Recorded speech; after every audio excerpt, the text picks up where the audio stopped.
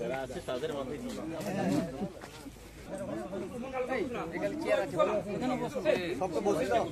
আচ্ছা, যাদের ফোনগুলো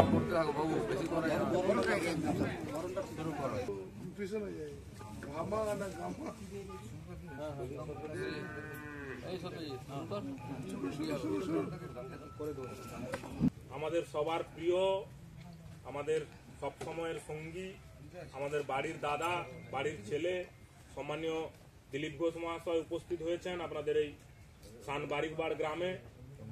মহাশয়, জেলার সাধারণ সম্পাদক, সম্মানীয় সম্মানীয় সুমিত দা রয়েছেন, সুমিত মন্ডল মহাশয়, আমাদের লোকসভার কনভেনার মাননীয় দেবগোপাল বেরা মহাশয় রয়েছেন, এসসি মোর্চার সভাপতি মাননীয় বিশ্বনাথ দোলাই রয়েছেন, আমাদের জেলার সম্পাদক খুব উদ্যোগ নিয়ে করছেন, চাষের কাজে নিজেই কাজ করতে যান, লোকের মাঠে কাজ বন্ধ রেখে করছেন। তো এবং আপনারা যারা রয়েছেন সবাইকে নমস্কার। আজকে আপনারা জানেন আমাদের এই কার্যক্রমে এসেছেন সদস্য সংগ্রহ অভিযানে। তো আমি আমাদের জেলার সভাপতি সম্মানীয় সুদামদাকে কিছু বলার জন্য আমরা এখানে উপস্থিত হয়েছি। সম্মানীয় যারা এখানে আপনারা এসেছেন, আপনাদের প্রত্যেকেই শ্রদ্ধা শুভেচ্ছা। সম্মানীয় দিলীপ দাকে কিছু বলার জন্য আহ্বান করছি। সবাইকে নমস্কার।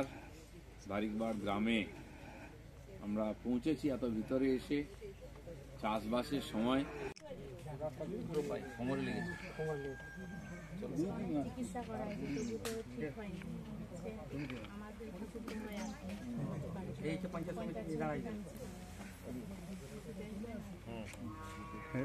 সামনে ঠিক আছে,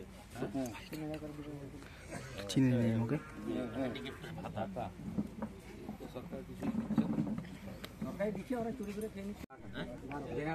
কটা করে সেইগুলো মাতব করে ফেলার সমস্ত বাড়ি তারাই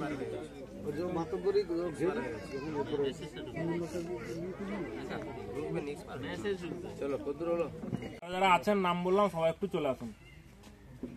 দাঁড়া ওটা আচ্ছা, পিছিয়ে কাকি আসেন একটা বলবো এইসব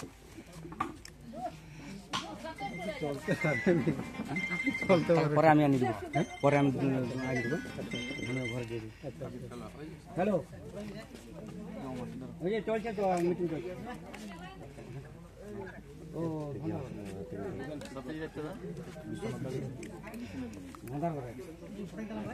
পল্টন যা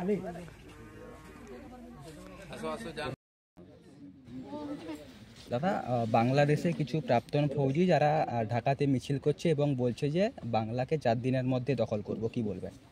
বাংলাদেশে আবার ফৌজি আছে নাকি? তারা কোনোদিন লড়াই করেছে? কোনোদিন বাংলাদেশের ফৌজ আছে কেউ জানে? তারা কোনো যুদ্ধই করলো না, তারা ভারতকে দখল করে নেবে? যাদেরকে আমরা বাঁচিয়েছিলাম খান সেনার হাত থেকে, কমপক্ষে কৃতজ্ঞতা থাকা উচিত তাদের। নাহলে তো আমাদের সিভিক পুলিশই পিটিয়ে ঠান্ডা করে দেবো ওদেরকে এলে।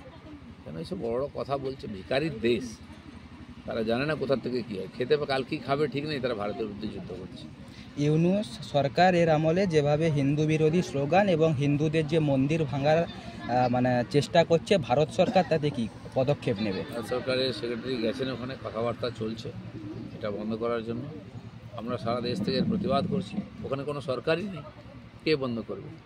এই গুন্ডারা, উগ্রপন্থীরা দাপিয়ে বেড়াচ্ছে, তারা এটাই করবে।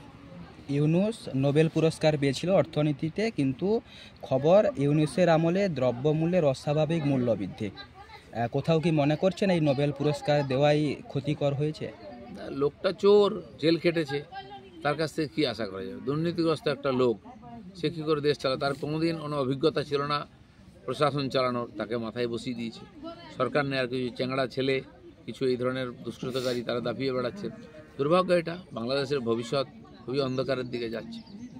এখন যদি ভারত বাংলাদেশের যুদ্ধ হয় তাহলে কি পরিস্থিতি দাঁড়াবে? বাংলাদেশ যুদ্ধ কোনোদিন হবে না, যুদ্ধ করার ক্ষমতাও নাই। আমাদের দয়া ওরা বেঁচে আছে। কিছু লোক চিৎকার করছে, ওরা জানে 2 দিনের মধ্যে ভারত ওকে নাস্তা বানিয়ে দেবে। তো কিছু লোক চিৎকার করে, এরকম পাকিস্তানেও কিছু লোক আছে, সেখানেও ভিখারি হয়ে গেছে, এরাও ভিখারি হয়ে যাবে। চলো, ঠিক আছে।